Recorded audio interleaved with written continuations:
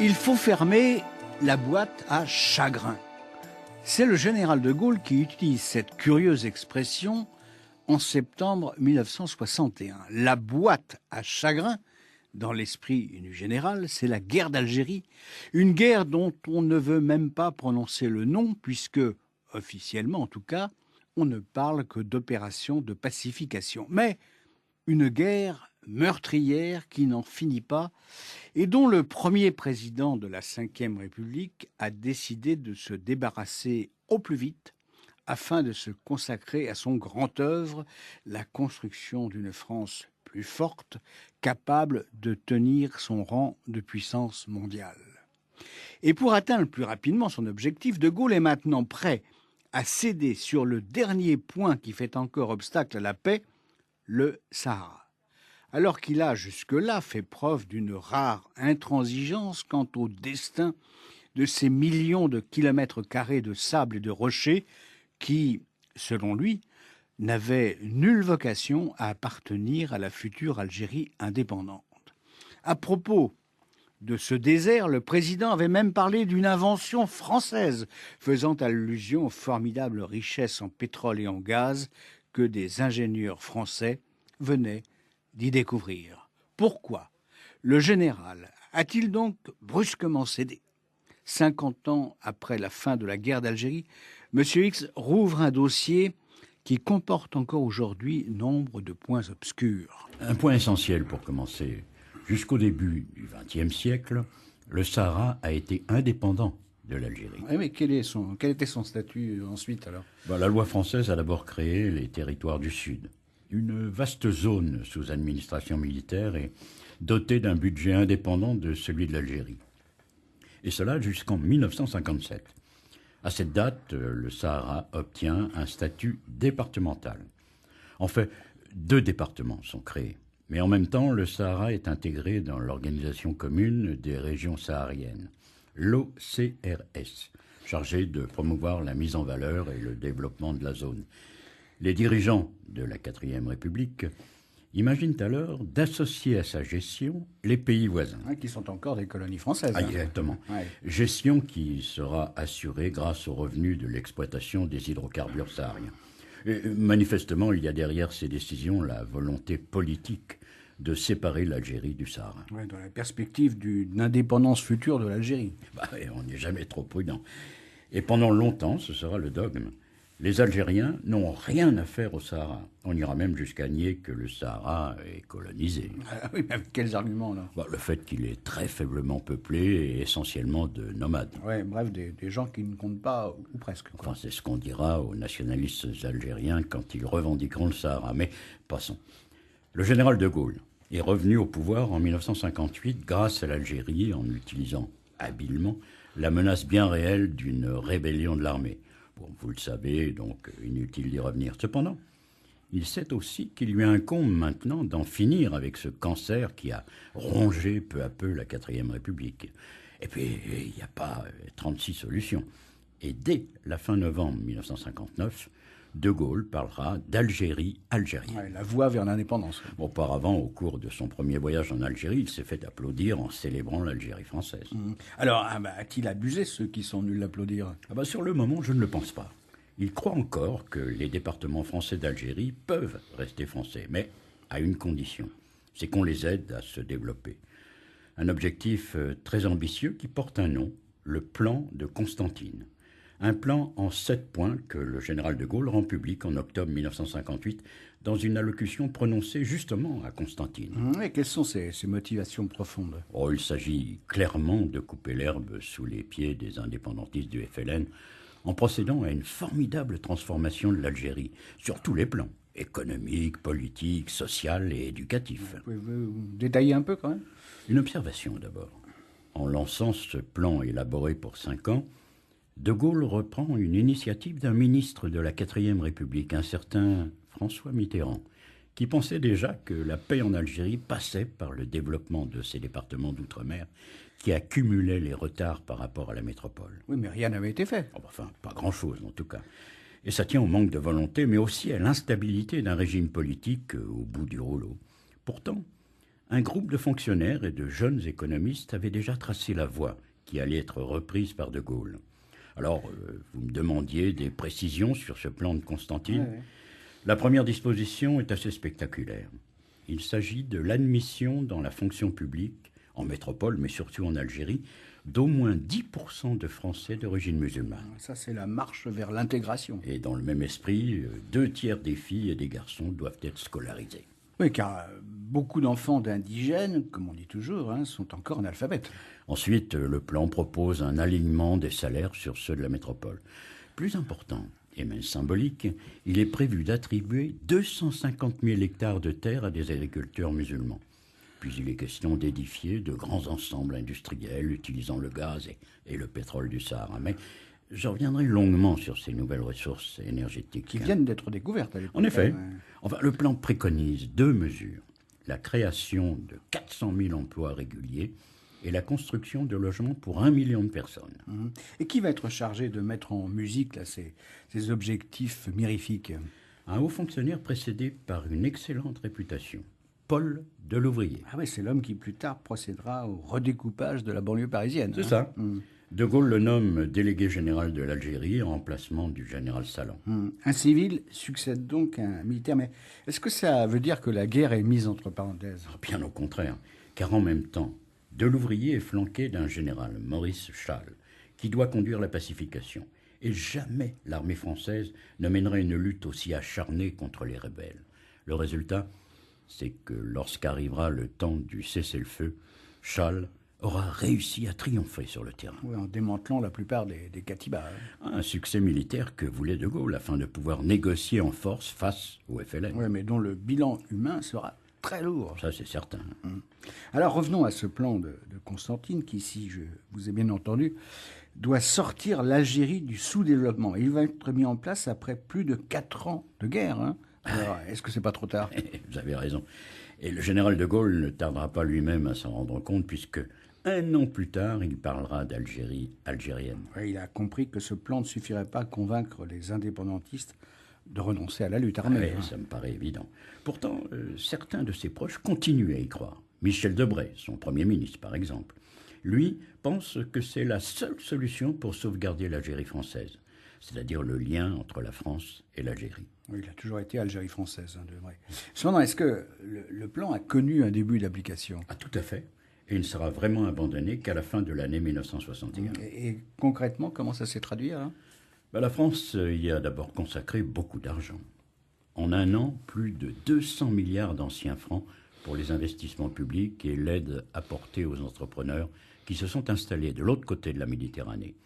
Et c'est à mettre au crédit de l'ouvrier qui s'est entouré d'une équipe solide et efficace. Il y a en particulier son adjoint, un certain Salah Bouakwir, l'un des 2 seuls polytechniciens d'origine musulmane. Mais je vous reparlerai de cet homme qui a joué un grand rôle dans cette affaire et le destin du Sahara. Alors, le plan de Constantine, échec ou réussite? Un échec, forcément, puisqu'il n'a pas pu être poursuivi jusqu'à son terme. Même s'il faut noter qu'après l'indépendance, les nouvelles autorités continueront à s'en inspirer. C'est-à-dire les autorités algériennes. Oui, avec l'aide financière de la France, bien sûr. Un échec aussi parce qu'à partir du moment où De Gaulle a évoqué l'Algérie algérienne et le scrutin d'autodétermination, beaucoup d'acteurs économiques ont renoncé à investir en Algérie. Je pense en particulier aux industries légères, celles qui devaient créer le maximum d'emplois. Les industriels ont eu peur? Oui, mais enfin pas tous. La preuve, c'est que jamais autant de capitaux n'ont été investis en Algérie au cours de cette période, pourtant relativement courte. Cependant, si le plan de Constantine a connu une certaine réussite, il le doit en grande partie aux ressources en hydrocarbures du Sahara. Bref retour sur le plan de Constantine avec cet extrait du livre de Daniel Lefebvre, Chère Algérie, la France et sa colonie, qui cite d'abord un discours de Paul Delouvrier. Que signifie politiquement ce plan de Constantine? Il signifie que pour arriver dans la liberté, dans la dignité de l'homme conçu à notre mode occidental, à développer l'Algérie au rythme qui est nécessaire, à faire rattraper son retard à une partie de cette population sous-développée, il faut l'aide, la participation étroite de la métropole, des Européens d'Algérie et de la population musulmane. Et poursuit l'historien, c'est bien ainsi que l'armée a également compris la portée du plan. Il y aura lieu d'insister tout particulièrement sur le fait que ces engagements à long terme pris par la métropole à l'égard de l'Algérie, dans le cadre du plan de Constantine, ne sont que la traduction sur le plan économique et social de la volonté ferme de la France de rester en Algérie, écrit le colonel Argout dans une note de service. Alors, si vous le permettez, traçons à gros traits l'histoire des hydrocarbures sahariens. C'est à partir de 1941 qu'un bureau de recherche commence à explorer le sous-sol algérien. Algérien, donc pas saharien. C'est juste. Ouais. Ce n'est qu'en 1952 qu'on s'intéresse au Sahara. Entre-temps, en 1946, la Société nationale de recherche et d'exploitation du pétrole en Algérie, la SN Repal, a été créée. Puis, deuxième création en 1953 par la Compagnie française des pétroles, dont l'État est le principal actionnaire, d'une filiale algérienne, la CFPA. Et enfin, en février 1956, c'est la première découverte de pétrole près de la frontière libyenne. Puis en juin 1956, le pétrole jaillit du gisement de Hassi Messaoud, le plus important. De quel ordre? Les réserves sont évaluées à 3 300 millions de tonnes, dont 700 millions sont récupérables. C'est un pétrole très riche en essence et gasoil, ce qui laisse présager une exploitation annuelle de 12 millions de tonnes durant 60 ans. C'est une bonne nouvelle pour la France. Évidemment, parce que la consommation de pétrole ne cesse d'augmenter. À lui seul, le gisement d'Hassi Messaoud pourrait satisfaire 60% de la consommation nationale de pétrole. Puis, on découvre un gisement gazier à Hassi R'Mel. À noter qu'en 1957, le général de Gaulle fait une visite au Sahara. Donc avant son retour au pouvoir. Et il profite de l'occasion pour expliquer qu'il n'y a aucun lien entre l'Algérie et le Sahara. Intéressant. Et l'exploitation commence quand? Fin 1957, on installe un système provisoire d'évacuation du pétrole vers la lointaine côte algérienne. Et parallèlement, on construit un premier oléoduc à grand gabarit qui sera inauguré par Michel Debré en septembre 1959. Tout cela ne va pas sans difficulté. Lesquels alors? Ce pétrole est trop léger. Il ne convient donc pas aux besoins de l'industrie française. Alors qu'en faire? Il faut le vendre à l'étranger. Mais problème, le marché pétrolier mondial est saturé et les prix se sont effondrés. D'autant qu'en Libye, on vient de découvrir un gisement plus important et moins cher à exploiter. Alors le pétrole algérien est donc difficilement commercialisable. C'est ce que soutiennent les compagnies qui le produisent. Mais l'État français ne l'entend pas de cette oreille, car cette ressource énergétique est un gage d'indépendance nationale. On va donc assister à un féroce conflit entre la CFP, dont l'État est actionnaire, et la SN Repal, qui exploite plus de la moitié du gisement d'Hassi Messaoud. Et sur la question du gaz, ça va même encore plus loin. Les entreprises qui l'exploitaient se sont violemment opposées à la construction d'un gazoduc destiné à acheminer ce gaz jusqu'à la côte. Je vous demande là pourquoi? La peur, encore une fois, d'être obligé de pratiquer un prix de vente trop bas. Et qui va trancher? Le général de Gaulle et son représentant sur place, Paul Delouvrier. Contre l'avis des compagnies pétrolières, on va donc exploiter le pétrole et le gaz saharien.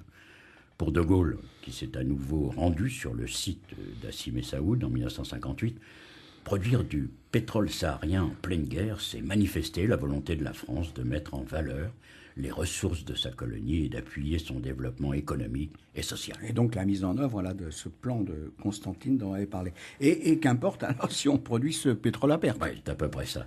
La politique d'abord. Obligation est donc faite à chaque société pétrolière française ou étrangère opérant sur le marché national d'acheter une part de la production algérienne proportionnelle à ses quotas de distribution en France, à un prix supérieur à celui du marché mondial.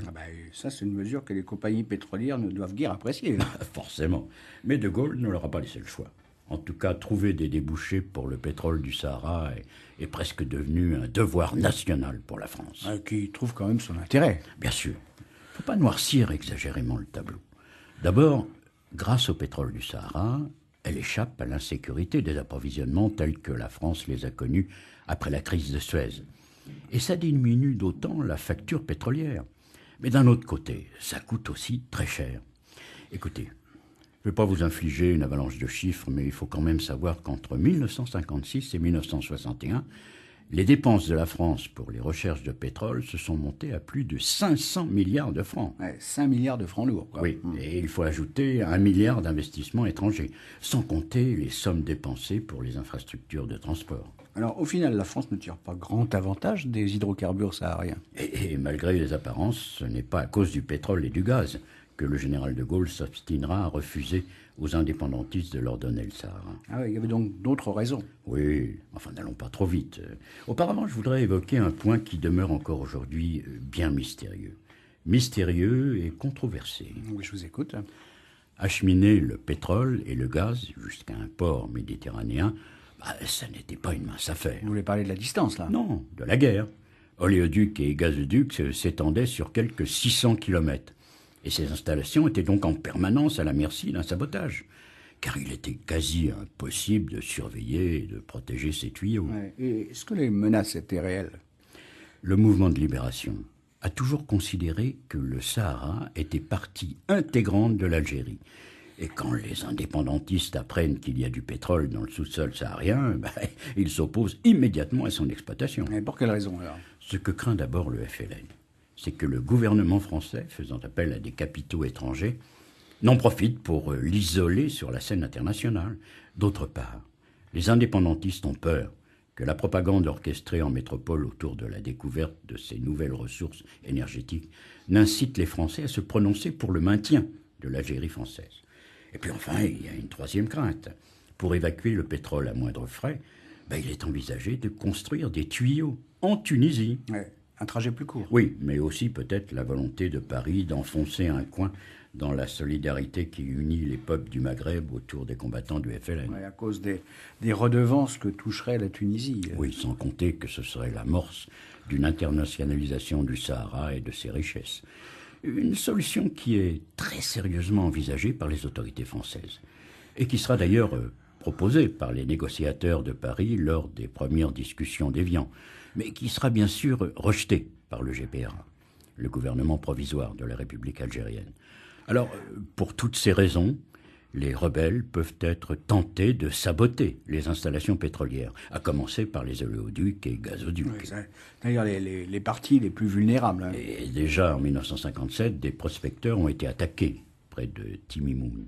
Et un an plus tard, la LN, l'armée de libération nationale, a promis de s'opposer par tous les moyens à l'évacuation du pétrole algérien qui s'effectue d'abord par camion-citerne. Ouais, en attendant la construction des tuyaux. Là. La menace paraît d'autant plus réelle que les rebelles algériens ont donné une preuve de leur savoir-faire, si j'ose dire, en s'attaquant en août 1958 au dépôt pétrolier de Marseille-Mouropiane, qui a brûlé durant 10 jours.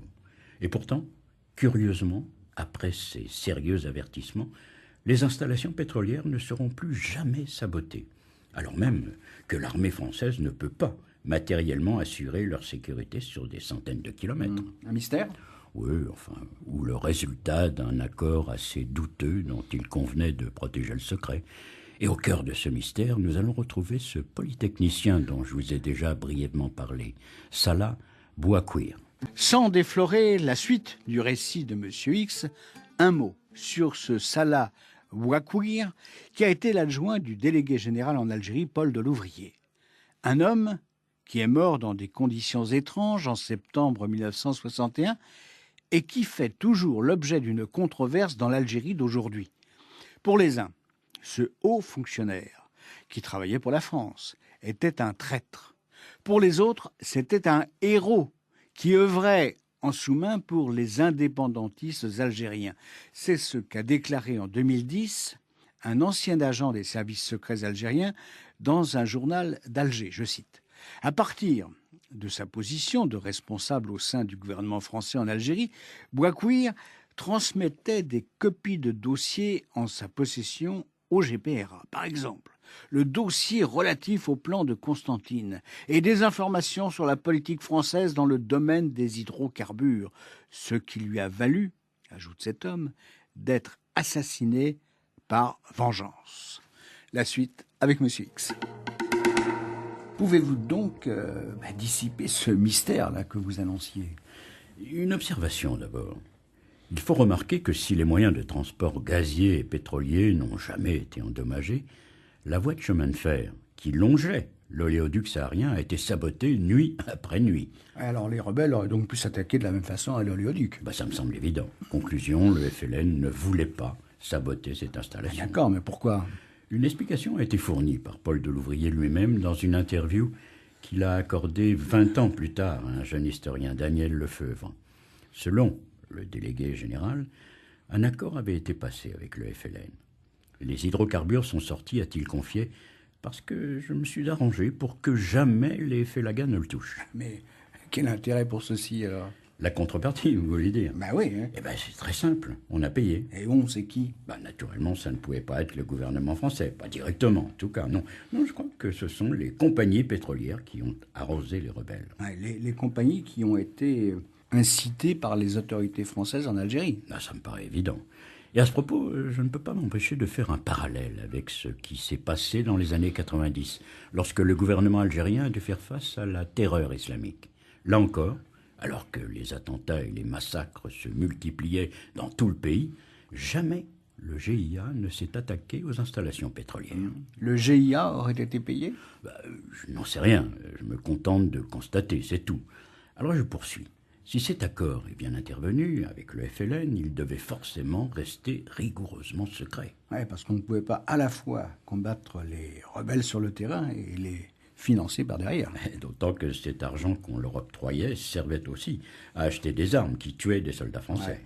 Il y avait donc là quelque chose d'immoral. Hein. Et si vous avez raison, alors, avez-vous une idée de la façon dont a été conduite cette négociation secrète? Je ne peux que l'imaginer. L'homme clé dans cette affaire a certainement été l'adjoint de Paul Delouvrier, Salah Bouakwir. C'est lui qui, à Tunis, aurait mené ces négociations secrètes avec le GPRA. Oui, le GPRA qui était installé à Tunis. Hein. Et quand cette négociation, alors? Sans doute à la fin 1959, après la nomination de Delouvrier. Delouvrier qui attachait une grande importance à l'obtention d'un accord parce que son plan de Constantine dépendait pour une grande part d'un approvisionnement sécurisé en pétrole et gaz. Et est-ce qu'on a une idée des sommes qui ont été versées? Non, mais elles ont sans aucun doute été importantes. Autre question, alors, Delouvrier a-t-il agi avec l'accord du gouvernement français? Bien entendu.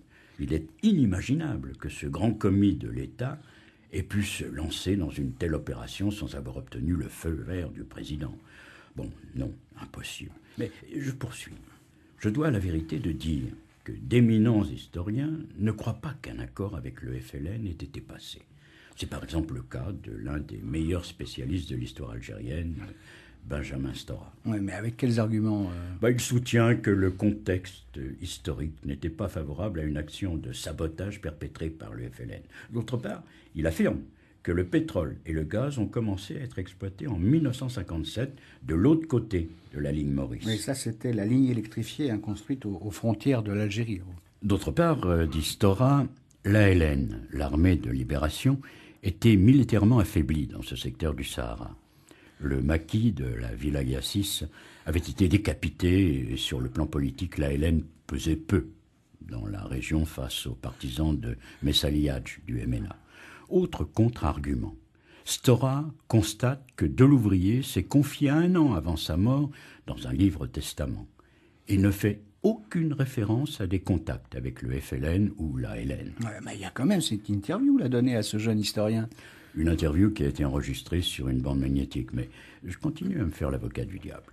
L'un des négociateurs algériens à Évian, Reda Malek, a déclaré pour sa part que les insurgés FLN voulaient préserver les installations des Français pour les exploiter après l'indépendance. Il aurait donc été improductif de les saboter. Enfin, c'est ce qu'affirme Malek, qui nie toute espèce d'accord entre le FLN et les autorités françaises. Alors que penser? Un homme connaissait la vérité, Salah Bouakwir, mais à l'automne 1961, il est mort. Et dans des conditions étranges, avez-vous insinué? Hein? Oui, ce jour-là, Bouakwir participe à une promenade en mer dans la rade du très élégant Club des Pins. Ouais, c'est à côté d'Alger, ça. Et cet homme qui, selon ses proches, nageait très mal, aurait voulu se baigner. Et il s'est noyé. C'est ça. Il aurait peut-être été emporté par un courant. Enfin, avouez que c'est bizarre. Bizarre aussi le fait qu'on ait refusé à sa famille qu'une autopsie soit pratiquée sur sa dépouille. Comme si on avait quelque chose à cacher. C'est la première idée qui vient à l'esprit. Ouais, mais qui? aurait pu avoir intérêt à faire disparaître Bois-Quire. On a le choix, enfin si vous me permettez cette expression.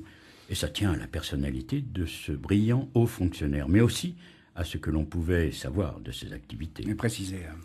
Bois-Quire était donc le principal collaborateur de Delouvrier, chargé plus spécialement de la mise en œuvre du plan de Constantine. Mais il est presque certain qu'il a joué un rôle d'intermédiaire dans la préparation de la négociation avec le GPRA. Peut-être même avait-il déjà choisi son camp. Celui de l'indépendance ? C'est très possible. Dans ce cas, s'il a flirté avec le FLN, ou même, franchement, collaboré, Bois-Quire était promis un bel avenir dans la future Algérie indépendante. Et cela, ça pouvait déplaire à des hommes qui ne voyaient pas d'un bon œil ce rival potentiel. Mais on peut aussi penser aux extrémistes de l'OAS. Bois-Quire, si j'ose dire, avait le profil. Musulman, haut fonctionnaire et sans doute correspondant du GPRA pour les tueurs de l'OAS, il accumulait tous les défauts. Enfin, et c'est une hypothèse qu'il ne faut pas exclure, il faut aussi regarder du côté des services français, ou des barbouzes qui fricotaient avec eux. Si Bois-Quire avait réellement basculé dans le camp indépendantiste, il était devenu une cible. Ouais. Donc si je comprends bien, là, on peut avoir des soupçons, mais aucune certitude. C'est ce que je crois, oui. Parce que cette histoire de noyade accidentelle me semble tirée par les cheveux. Enfin, je ne peux pas en dire plus. Alors, revenons à cette affaire du Sahara et au soudain revirement du général de Gaulle.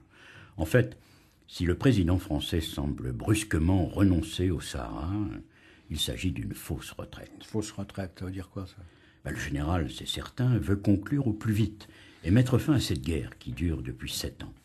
Mais sachant qu'il devra à terme céder le Sahara aux indépendantistes algériens, il tente de sauver ce qui lui tient particulièrement à cœur. Le pétrole et le gaz ? Non, ce qu'il veut sauver en réalité, ce sont les bases françaises au Sahara. Parce qu'il y va, selon lui, de la place de la France dans le petit club des puissances militaires. Mais si vous le voulez bien, nous verrons cela dans un prochain entretien. C'était la question la plus sensible lors des négociations entre les représentants français et algériens. L'avenir du Sahara. Une question cruciale et qui a sans doute retardé la conclusion d'un accord de paix. Le Sahara. Pour les Français et le général de Gaulle, ces millions de kilomètres carrés de désert n'avaient nulle vocation à être algériens. Territoire à peine peuplé, le Sahara, cette vaste mer intérieure de sable et de rochers, aurait pu, à contrario, être géré, exploité en commun par la France et les nations voisines, toutes des colonies françaises. Car on venait d'y découvrir dans les années 50 de considérables ressources en pétrole et en gaz.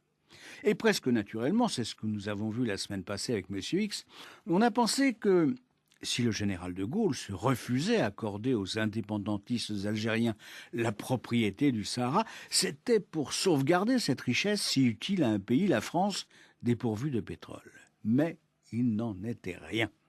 Si de Gaulle a soudain décidé en septembre 61 de céder aux Algériens, c'était pour de toutes autres raisons. La première, bien sûr, c'est qu'il fallait mettre un terme à cette interminable guerre, cette boîte à chagrin, selon l'expression même du général.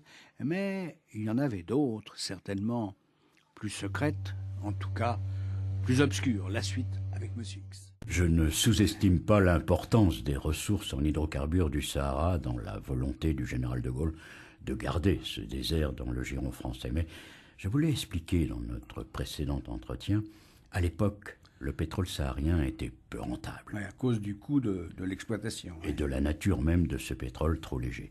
Et puis, le marché mondial était alors saturé. D'autre part, si pétrole et gaz étaient une pièce essentielle du plan de Constantine, qui devait sortir l'Algérie française du sous-développement, ils perdaient de leur intérêt à partir du moment où la marche vers l'indépendance devenait inéluctable. Et pourtant, de Gaulle s'est longtemps obstiné. C'est juste, jusqu'à l'automne 1961. Et s'il a fini par céder, c'est évidemment qu'il a obtenu des garanties. Bon, je ne vais pas tourner autour du pot. L'essentiel pour lui, c'était nos bases militaires au Sahara. Et surtout, j'imagine, la base qui permettait à la France d'expérimenter ses armes nucléaires. Reagan, oui. La première bombe avait explosé en avril 1960. Un essai atmosphérique. Comme les 3 tirs qui vont suivre, les fameuses gerboises. Gerboise. Oui, les militaires sont des poètes, comme vous le savez, avaient ainsi attribué le nom de ce petit mammifère du désert à chacune des expérimentations atmosphériques de Reagan. Gerboise blanche, rouge, verte et enfin bleue. Mais ensuite, après le mois d'avril 1961, l'armée va utiliser un autre site, plus au sud, dans le massif montagneux du Hogar. Et certains de ces tirs vont être souterrains et porteront tous un nom de pierre précieuse. Enfin, ça, j'y reviendrai, car le secret qui a entouré toutes ces expérimentations a permis de nombreuses manipulations. Et donné lieu à bien des mensonges. Dont la population et des militaires français continuent à payer le prix dans leur chair, aujourd'hui encore. Mais enfin, ça, on en parlera. En tout cas, pour De Gaulle, il fallait poursuivre ces tirs, qui étaient essentiels pour mener à bien la constitution de la force de frappe. Même si déjà, dans la perspective de l'indépendance algérienne, il avait été décidé de poursuivre les expérimentations dans les possessions françaises de Polynésie. Mokuiroa et Fangatofa. C'est ça. Ouais. Mais ces nouveaux centres d'essai ne seront opérationnels qu'au milieu des années 60. Et donc, en attendant, il faut pouvoir garder les bases sahariennes. Et c'est ce qu'obtiendront les délégués français lors de la négociation des accords d'Évian qui vont déboucher sur le cessez-le-feu, puis sur l'indépendance de l'Algérie. Les représentants algériens l'acceptent facilement? Oui, ce sera l'objet des clauses secrètes des accords d'Évian. Mais au Sahara, il n'y avait pas que les champs de tir de l'arme nucléaire. Et ça, c'est beaucoup moins connu.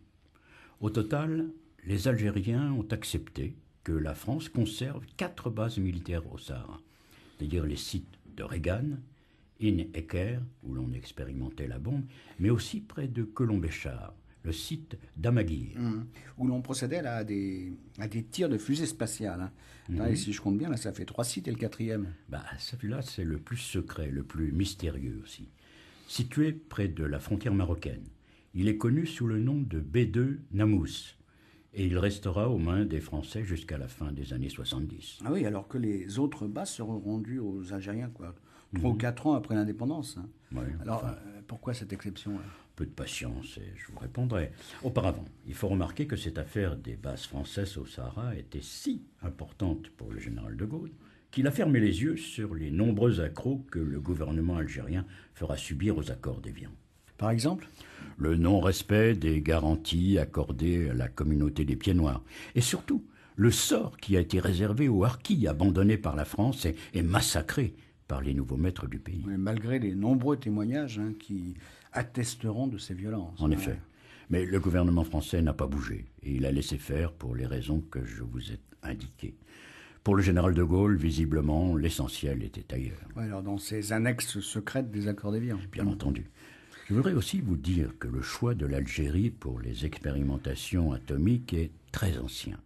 Dès le début des années 50, des savants ont rêvé d'édifier un Los Alamos français au nord du Sahara, entre Tlemcen et Colombéchar. Los Alamos, il faut le rappeler, c'est l'endroit où ont été conçues les premières bombes atomiques américaines. Mais ce rêve est écorné lorsque la guerre commence, fin 1954. Ce projet n'avorte quand même pas tout à fait, puisqu'on édifie là, ces bases sahariennes dont nous parlons aujourd'hui.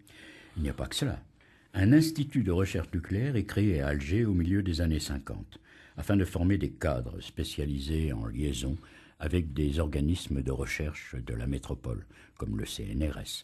À l'origine de l'entreprise, on trouve le chercheur Francis Perrin, haut-commissaire à l'énergie atomique, mais aussi cet homme dont nous avons parlé la semaine dernière, Salah Bouakir. Ce polytechnicien franco-musulman là, qui a été l'adjoint de Paul Delouvrier. Et qui a joué un grand rôle dans la conception et la mise en œuvre du plan de Constantine. Oui, mais qui a trouvé la mort dans des circonstances curieuses en 1961. Oui, une noyade prétendument accidentelle. Bouakir a peut-être payé le fait qu'il a certainement noué des relations avec le GPRA, le gouvernement provisoire de la République algérienne. Enfin, inutile d'y revenir. La pose de la première pierre de cet institut de recherche a eu lieu en décembre 1957. Et la construction a été achevée en 1959. Le bâtiment comportait 3500 mètres carrés de laboratoires et d'accélérateurs de particules. Mais qu'est devenu cet institut là, après l'indépendance? Une seconde tranche de bâtiments a été édifiée. À noter que ces installations très modernes ont été financées par la France. Un cadeau? On peut voir les choses comme ça. pérennité de nos bases sahariennes méritait bien quelques sacrifices. Et le personnel là, de cet institut? Le personnel initial, composé de chercheurs français, a forcément été réduit.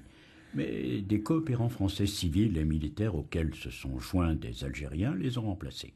Quant aux travaux scientifiques, ils ont longtemps été téléguidés par des organismes scientifiques parisiens tels que l'École normale supérieure ou le CEA, le Commissariat à l'énergie atomique. Et ensuite, dans les années 1970, ces liens se sont distendus. Et c'est le ministère de la Défense algérien qui a pris en main l'Institut. Mais jusqu'où est allée cette coopération en matière nucléaire? Très difficile à dire, car, détail intéressant, aucune trace de cette aventure ne subsiste plus en France. Les archives du CEA sont vides. Qu'en concluez-vous alors? Que tout ce qui touche au nucléaire est décidément bien secret. Et même, n'ayons pas peur de le dire, exagérément secret. Vous allez le constater dans la suite de cet entretien. Petit retour en arrière à propos des accros faits aux accords d'Évian par la partie algérienne. Extrait de l'ouvrage collectif « L'histoire secrète de la Ve République ». Les benbellistes poussent à l'exode déjà largement entamé, il est vrai, des pieds noirs. Résultat, la troisième partie de la déclaration de garantie relative aux Français résidant en Algérie, en qualité d'étrangers, c'est-à-dire ayant conservé la nationalité française, tombe rapidement en quenouille. De même, l'article qui précisait noir sur blanc que nul ne peut être inquiété, poursuivi, condamné, ni faire l'objet de décisions pénales, de sanctions disciplinaires ou de discrimination quelconque en raison d'actes commis en relation avec les événements politiques survenus en Algérie avant le jour de la proclamation du cessez-le-feu. Les harkis et les autres combattants musulmans de l'armée française apprendront à leurs dépens que cette clause est elle aussi abrogée dans les faits. Un journaliste du Parisien, Nicolas Jacquard, s'est rendu en 2010 dans le Sahara afin d'enquêter sur les séquelles des essais nucléaires. Extrait de l'un de ses articles. À l'époque, hors les quelques milliers d'employés algériens de l'armée française, dont la dosimétrie n'a jamais été relevée, les militaires considéraient que le Sahara était tout simplement vide. Pourtant, rien que dans le secteur de Regan se trouvaient près de 20 000 habitants, nomades ou sédentaires. Plus au sud, la région de Tamanrasset, où se trouve In-Heker, compte 150 000 personnes à l'heure actuelle qui vivent avec une épée de Damoclès au-dessus de la tête. Très peu d'études ont été réalisées sur leur santé, mais les témoignages abondent sur des hausses significatives de cancers et de malformations congénitales. Ces essais, c'est une catastrophe de l'avenir, martèle Jean-Paul Tessonnière, avocat de nombreux vétérans. Leurs conséquences se font sentir sur plusieurs générations. Les tensions franco-algériennes, avez-vous dit, ont donc été ravivées à cause de cette question des retombées nucléaires. Oui, ce n'est pas tout à fait innocent. Que voulez-vous dire? J'observe que l'Algérie voudrait développer un secteur nucléaire civil. La construction d'une centrale, quoi. Bien entendu. Elle pourrait donc avoir besoin d'une assistance technologique de la France. Relancer le débat sur les conséquences des essais nucléaires des années 60 pourrait être aussi un moyen de faire pression sur Paris. Ah ouais, donnant, on oublie les séquelles des essais et vous nous donnez un coup de main pour construire notre centrale. Pourquoi pas? Et à des conditions très favorables, naturellement. Alors, notons qu'en février 2007, se tient à Alger un colloque sur les essais français au Sahara. Signe de l'importance que le gouvernement algérien attache à la question, cette réunion est placée sous le haut patronage du président Bouteflika. Et la conclusion est claire. La France doit s'acquitter de réparations pour tous les dégâts commis. C'est aussi, d'une certaine façon, une condamnation de la colonisation. Et pour un régime qui n'est pas très populaire et un président qui est en fin de règne, c'est également une cause qui permet de ressouder les rangs. En 2010, nouveau colloque. Le thème est encore plus critique. Il est question des crimes de guerre et même des crimes contre l'humanité qui auraient été commis pendant la période des essais sahariens. Réponse de la France? La loi Morin, cette loi si difficilement obtenue par les vétérans de la guerre d'Algérie, concerne aussi les Algériens irradiés, à condition pour eux de pouvoir prouver avoir résidé dans le secteur à l'époque des essais et au plus tard le 1er janvier 1967. Ouais, c'est assez restrictif quand on sauge aux populations nomades. Et d'autre part, la zone géographique prise en compte est calculée à partir de 150 km maximum autour des sites des tirs, alors que certains estiment que la contamination radioactive est allée bien au-delà. Ouais. Donc la controverse n'est pas prête de s'éteindre. Enfin, ça, on peut le penser. Mais si l'Algérie veut obtenir des indemnisations, il faudrait aussi qu'elle s'occupe plus sérieusement de l'état sanitaire de ses citoyens irradiés et également de leur descendance. Car la polémique ne suffit pas. Surtout quand on prend en compte les anciennes connivences entre la France et l'Algérie indépendante. Ah ouais, là, je sens que vous allez me parler de cette mystérieuse base secrète que vous évoquiez au début de cet entretien. Oui, la base B2 Namuz. Tout d'abord, je dois dire que l'existence de ce site ultra secret n'a été révélée que très tardivement, en 1997, par l'un de vos confrères du Nouvel Observateur, Vincent Jauvert. Le lieu ensuite, c'est un plateau calcaire bordé à l'est et au nord par les hautes falaises de l'Oued Namous, qui a donné son nom à cette base. Peu accidenté, ce terrain est assez éloigné de régions habitées et jouit d'un climat quasi similaire à celui de l'Europe. C'est important pour la nature des essais qui vont y être effectués. Ouais, des essais d'armes chimiques. Et bactériologiques. Ouais. Des armes de destruction massive, donc. Oui, cette base, la plus ancienne des bases sahariennes de la France, a été édifiée dès 1935. Manifestement, les militaires pensent alors à la perspective d'une seconde guerre mondiale et à la répétition de ce qui s'est passé en 14-18. Ouais, c'est-à-dire l'utilisation de l'arme chimique, les gaz. Oui, mais comme vous le savez, au cours de la Seconde Guerre mondiale, les belligérants n'auront pas recours à ces redoutables poisons. Il n'empêche qu'à Namous, on a fabriqué et expérimenté des armes à base de gaz moutarde et de phosgène sur un vaste polygone de 100 km de long sur 60 de large. Ouais. Et après la guerre, là? Dans le cadre de l'OTAN, les expériences reprennent. À B2 Namous, le nom de code du site dans les années 50. Ouais. Des armes dont l'utilisation est pourtant interdite par les conventions internationales.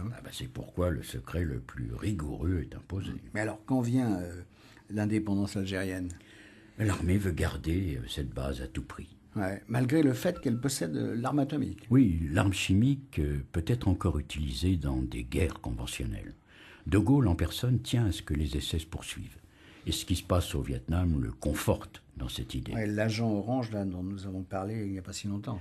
Et il sait parfaitement que les deux grandes puissances continuent leurs expérimentations, avec cet argument parfaitement hypocrite. En principe, on ne fabrique pas d'armes, mais on cherche à s'en protéger.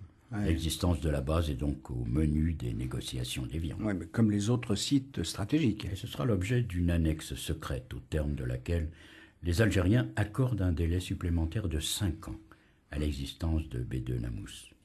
Je vous ai parlé des dimensions géographiques de la base. Mais il faut aussi savoir que 400 personnes y travaillent durant les campagnes d'essai. Le champ de tir lui-même est équipé de tours et de 50 pylônes de prélèvement et de 10 km de canalisation enterrée. Et puis il y a les systèmes d'enregistrement. Oui, c'est très important. Donc, et 50 délais, là, ça nous mène en 1967, c'est bien ça. C'est l'année où les autres sites nucléaires ou spatiaux sont abandonnés. Mais De Gaulle veut conserver à tout prix B2 Namous, où il a ordonné secrètement la reprise des recherches sur la guerre chimique et bactériologique. Ouais. Mais n'est-il pas imaginable de procéder ailleurs à ces recherches là? On procède aussi à des essais en métropole sur la base de Mourmelon, mais on ne peut y mener que de petites expériences. Ouais, à cause des populations voisines. Tandis qu'à B2 Namous, on peut pratiquer des expérimentations en vraie grandeur des différents produits et surtout les persistants, dont les effets nocifs durent plus longtemps. Alors, oui, comment persuader les Algériens? C'est bien la question, non? Tout à fait. La négociation est serrée. Et pour amadouer les Algériens, il faut consentir à leur céder les équipements militaires des 3 autres bases qu'on leur rend, c'est-à-dire Regan, Ineker et Amaguir, d'une valeur de 50 millions de francs pour la moitié de ce prix. Et Alger accepte le marché malgré la réputation d'inflexibilité du nouveau président algérien, Ouari Boumedienne, oui. Un dirigeant qui est aussi pourtant, très anti-occidental. Hein. Alors peut-être a-t-on minimisé l'importance exacte des essais pratiqués sur la base, à moins tout simplement que Boumedienne n'ait pas voulu dire non au général de Gaulle. Mais ce qui est très révélateur, c'est que de part et d'autre, on a exigé un secret total. Même le ministre des Affaires étrangères, Bouteflika, n'a pas été tenu au courant.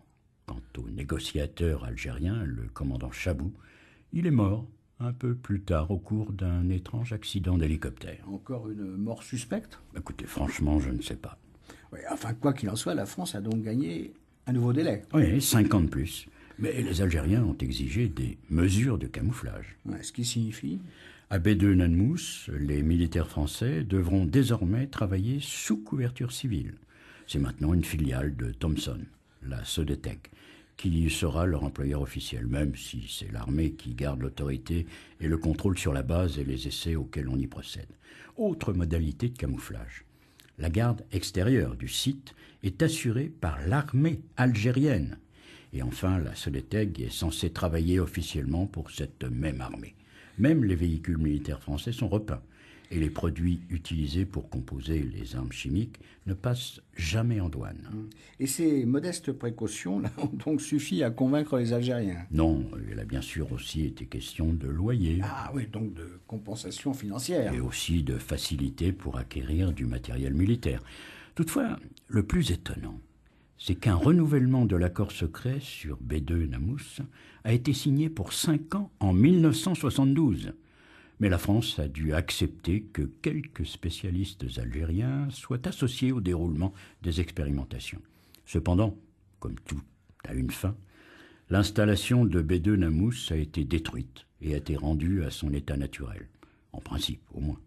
Mais en France même, on a continué les expérimentations chimiques au moins jusqu'en 1987. Je vous recommande la lecture d'un récent numéro spécial de la revue Guerre et Histoire sur l'Algérie.